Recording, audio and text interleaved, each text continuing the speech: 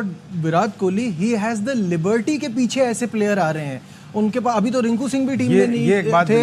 रिंकू सिंह हो जाते, हार्दिक हो जाते, सूर्या कुमार हो जाते। हमारा मिडिल ऑर्डर बिल्कुल भी, मैं एक स्टैट देख रहा था कि 5 साल में हमने 27 प्लेयर 3 से 7 नंबर पर आजमाए, इंडिया ने 32 आजमाए। लेकिन इंडिया के पास एक स्टेबिलिटी है, वो अपने 7 प्लेयरों को, और वो ओडीआई की क्रिकेट के और T20 की क्रिकेट के प्लेयर अलग अलग रखते हैं। उन्होंने ईशान किशन को नहीं लिया, उन्होंने केएल राहुल को नहीं लिया, उन्होंने श्रेयस अय्यर को नहीं लिया। ये वो प्लेयर्स हैं जो थोड़ा सेट होने में टाइम लेते हैं, इसलिए वो ओडीआई क्रिकेट के लिए सूटेबल है, लेकिन T20 क्रिकेट के लिए। एक सवाल पूछना चाहूंगा, 5 साल में कितने प्लेयर?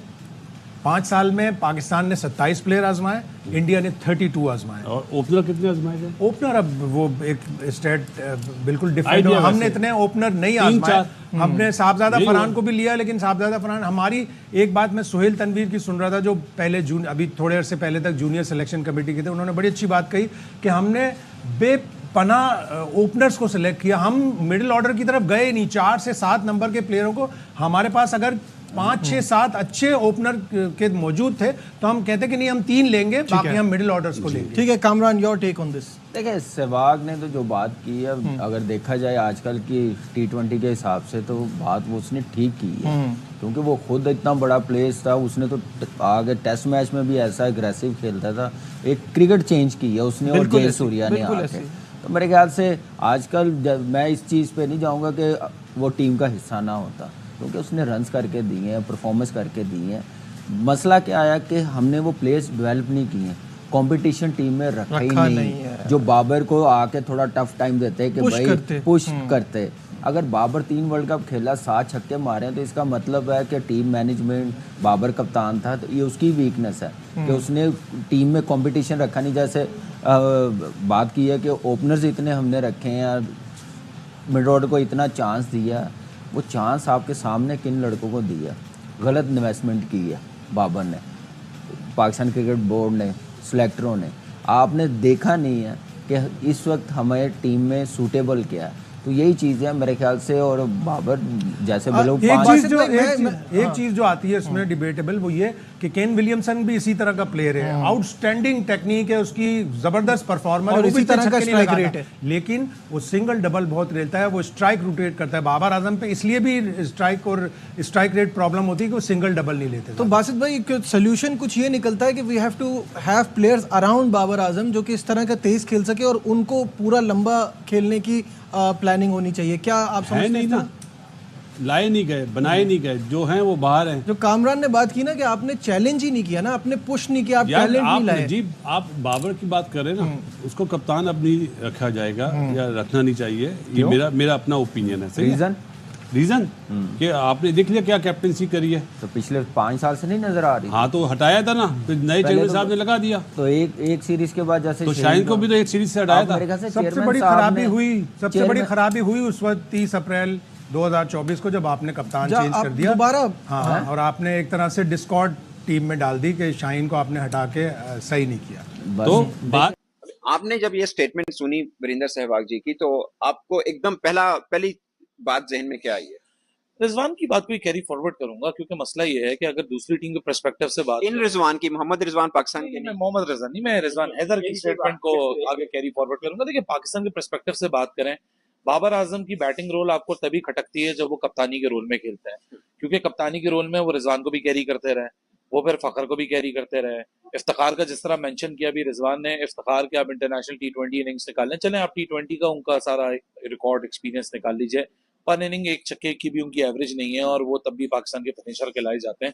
मसला अकेले बाबर आजम का नहीं है, मसला है कि अपने साथ जिनको उन्होंने कैरी किया, पाकिस्तान टीम का अगर इस वर्ल्ड कप में भी आप देखें, जो एक बहुत ही अफसोसनाक डिबैकल हुआ और एग्जिट हुआ है, उसमें बाबर आजम के स्ट्राइक रेट, बाबर आजम सिर्फ अपने स्ट्राइक रेट को काबू करें या दूसरों के स्ट्राइक रेट को भी काबू करें। इसलिए जाहिर सी बात है जब वो कप्तानी के रोल में और उसके लेंस से हम बाबर आजम की जब स्ट्राइक रेट या उनकी बैटिंग एबिलिटीज को देखते हैं, ऐसा नहीं है कि बाबर आजम ने अपॉर्चुनिटीज को लूज नहीं किया। यहाँ भी एग्जिट प्रेस कॉन्फ्रेंस में बाबर से सवाल हुआ पिचेस का, तो पिचेस पे जरूर बाबर ने बोला कि बैटिंग फ्रेंडली विकेट्स होनी चाहिए थी, लेकिन इस पे फिर एक और सवाल बनता है, जब बैटिंग फ्रेंडली विकेट्स थी इंडिया के अंदर, छोटे ग्राउंड थे इंडिया में, तब बाबर आजम खुद इंफरादी तौर पे 24वें नंबर पे एंड अप हुए थे as a maximum run getter. 2023 में 24वें नंबर पे एंड अप हुए थे। सो मसला यह बाबर आजम का सिर्फ इधर आता है कि बाबर आजम देखें, अगर आप जिस तरह मोहसिन नकवी ने बोला सर्जरी होगी, ओवरऑल पे जाते हैं, तो अगर बाबर आजम ये कोशिश करेंगे कि नहीं जी मैं रिजवान को भी इस डिबैकल के बाद कैरी कर लूं, मैं इसके बाद फखर को भी कैरी कर लूं, मैं एक्स को भी कैरी करूं, मैं वाई को भी कैरी करूं, फिर बाबर आजम की जो जाती पोजीशन है फिर वो सवालात पे आ जाती है। पाकिस्तान क्रिकेट बोर्ड को सिर्फ बाबर आजम को रख के उनके इर्द गिर्द एक अलग और एक मुख्तलिफ टीम बनानी पड़ेगी जो कि 2026 में आपको कम्पीट करे। अगर यही लड़के आप सिर्फ महज कॉस्मेटिक सर्जरी को लेकर कैरी फॉरवर्ड करेंगे तो मुझे लगता है कि फिर आप 2026 में एक और डिबैकल के लिए तैयार हो जाएं। जहां तक रही वीरेंद्र सहवाग की बात, देखें बाहर से कहना बहुत आसान है। वीरेंद्र सहवाग जो इस वक्त स्टेटमेंट दे रहे हैं वो दे रहे हैं इंडिया को सामने मद्देनजर रख के, जो के बैटिंग टैलेंट उनके घर में। शुभमन गिल बाहर बैठा है, जहां शुभमन 147 के स्ट्राइक रेट वाला शुभमन गिल बाहर है, 176 इंटरनेशनल T20 स्ट्राइक रेट वाला रिंकू सिंह रिजर्व में बैठा हुआ है।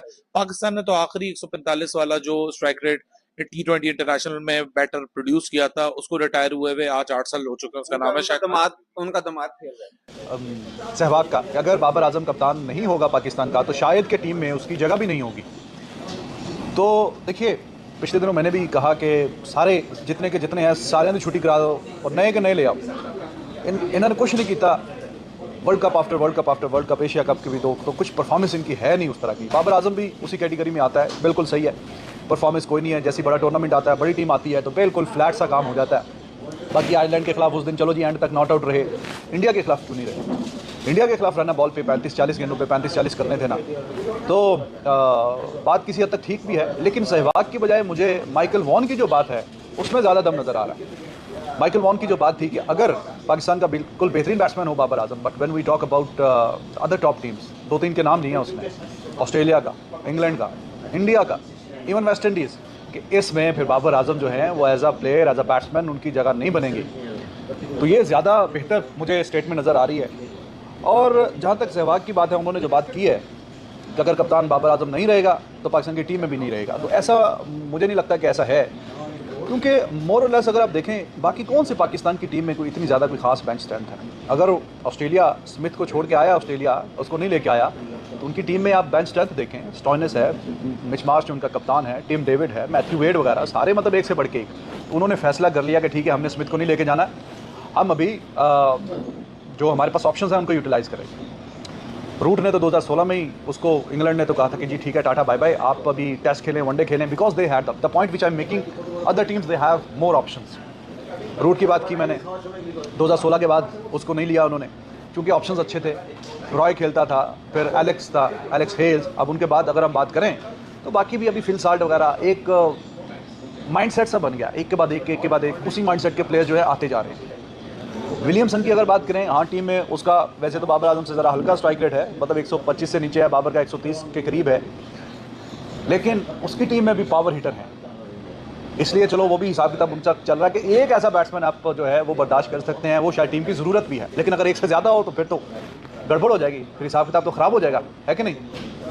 अगर उन्होंने भी गुप्टिल जैसे बैट्समैन को बाहर निकाला है तो ऑप्शन उसका फिन एलन का था उनके पास, तो फिर जाके उन्होंने बाहर निकाला है जनाब गुप्टिल को। जी गुप्टिल जी, आप अभी बहुत अच्छी आपने क्रिकेट खेली है, पाकिस्तान के लिए बहुत सर्व किया है, सॉरी न्यूजीलैंड के लिए बहुत सर्व किया है, तो अभी आप ज़रा थोड़ी छुट्टी करें।